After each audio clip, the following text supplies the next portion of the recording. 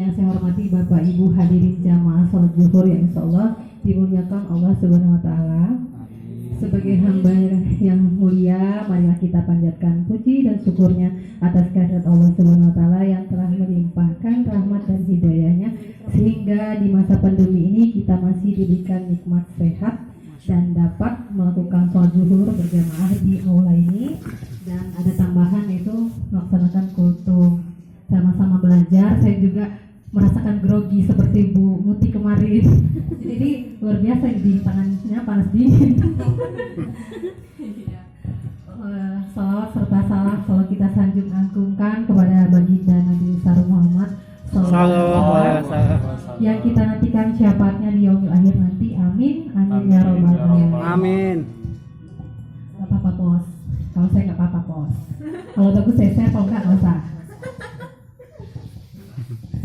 Pada hari Kamis kemarin kita sebagai umat muslim memperingati peringatan Isra Mi'raj. Untuk itu sesama muslim hari ini saya membacakan kembali tentang perjalanan Isra dan Mi'raj.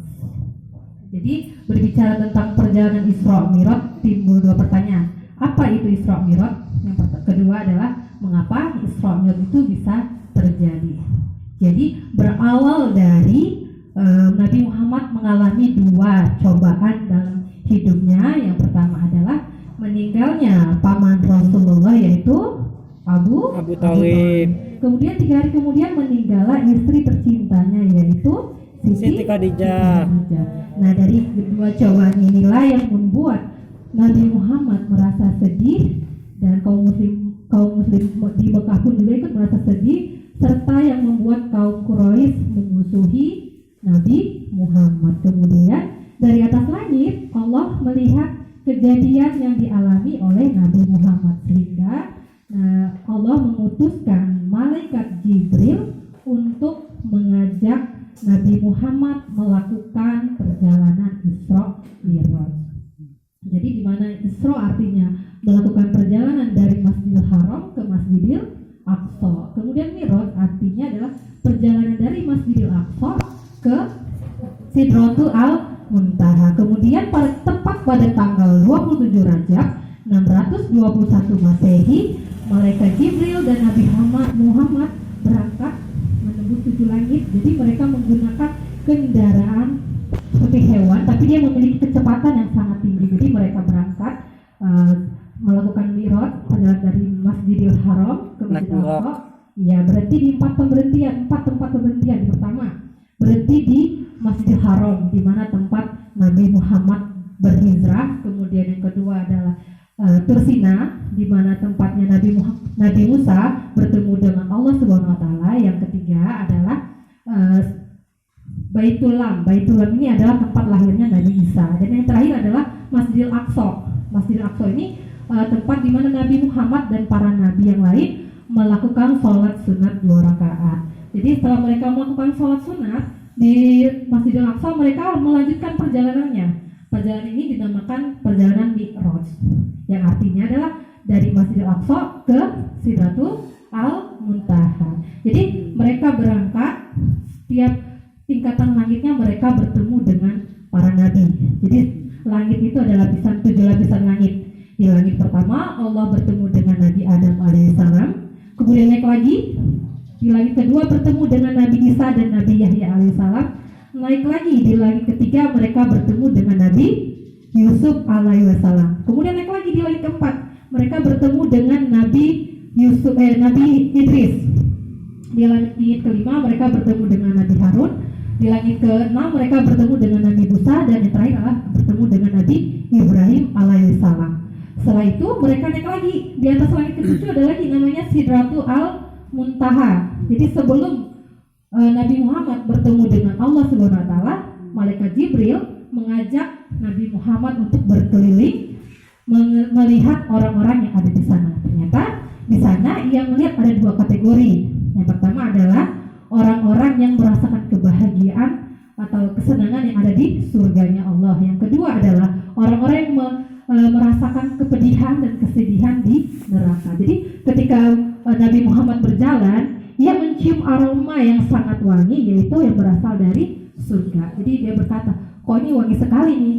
Terus kemudian malaikat Jibril menjawab, ini adalah aroma dari kaummu yang melaksanakan perintah Allah SWT, seperti melaksanakan sholat 5 waktu, berpuasa dan mengaji dan melakukan kebaikan sesama muslim. Kemudian dia berjalan lagi, dia mencium aroma yang sangat bau. Kemudian ada orang-orang yang meminta tolong. Nah, di sini adalah orang-orang yang lalai akan perintahnya Allah SWT, itu salah satunya adalah melaksanakan sholat. Kemudian ia langsung jalan untuk bertemu dengan Allah SWT.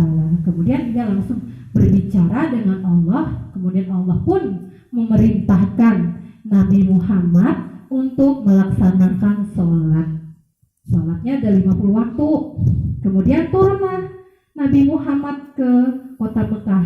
Tapi belum sampai di kota Mekah, di tengah perjalanan Nabi Muhammad bertemu di langit ke-6 dengan Nabi Musa alaihissalam.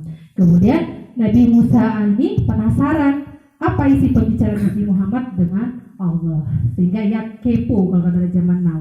Penasaran dengan apa yang dibicarakan. Kemudian ia bertanya, apa isi pembicaraanmu wahai Nabi Muhammad?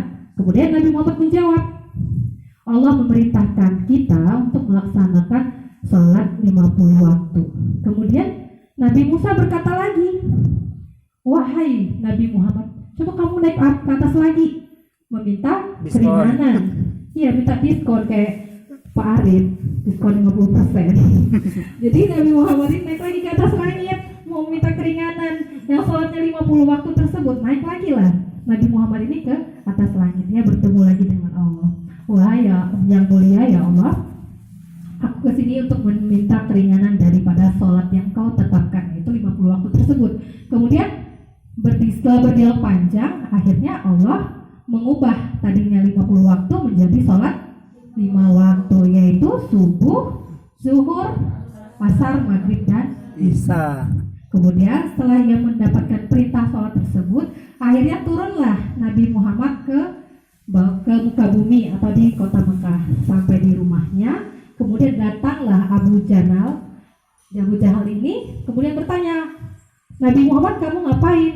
Kemudian diceritalah sama Nabi Muhammad, dia menceritakan apa yang terjadi semalam kepadanya. Kemudian setelah mendengarkan pembicaraan tersebut, kemudian Abu Jahal ini mengumpulkan kaum penduduk kota Mekah, kemudian dia menceritakan kembali apa yang sudah terjadi kepadanya, sehingga yang dari cerita tersebut membuat kaum muslim semakin yakin terhadap agama Islam, bahwa tidak ada agama yang sempurna selain agama Islam.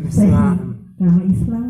Ya, sehingga dari perjalanan Isra Mi'raj inilah turunlah surat Al-Isra yang berjumlah 111 ayat yang diturunkan di kota Mekah, yang artinya pada malam hari. Di ayat pertama dijelaskan bahwa yang artinya adalah Maha Suci Allah yang telah memperjalankan hambanya Nabi Muhammad pada malam hari dari Masjidil Haram ke Masjidil Aqsa yang telah kami berkahi sekelilingnya agar kami perlihatkan kepadanya sebagian tanda-tanda kebesaran kami. Sesungguhnya Allah itu Maha mendengar As-Sami dan Maha melihat Al-Basir.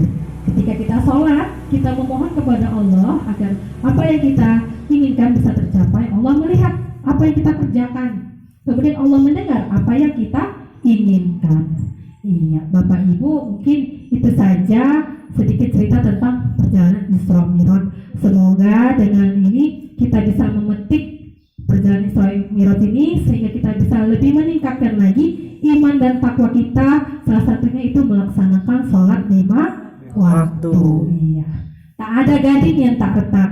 Kalau ada sumur di ladang, bolehlah kita berjumpa lagi. Kalau ada corona datang, bolehlah kita lawan. Dengan cara apa Bapak Ibu? Melakukan protokol kesehatan dengan 3M, makan, minum, mandi. Benar nggak Bu? Salah ya? Jaga kesehatan perut gitu ya. Yang pertama adalah memakai masker, kemudian mencuci tangan, dan yang ketiga adalah menjaga jarak. Iya, mungkin itu saja yang dapat saya sampaikan pada hari ini. Saya akhiri, wabillahi taufiq wal hidayah. Wassalamualaikum warahmatullahi wabarakatuh.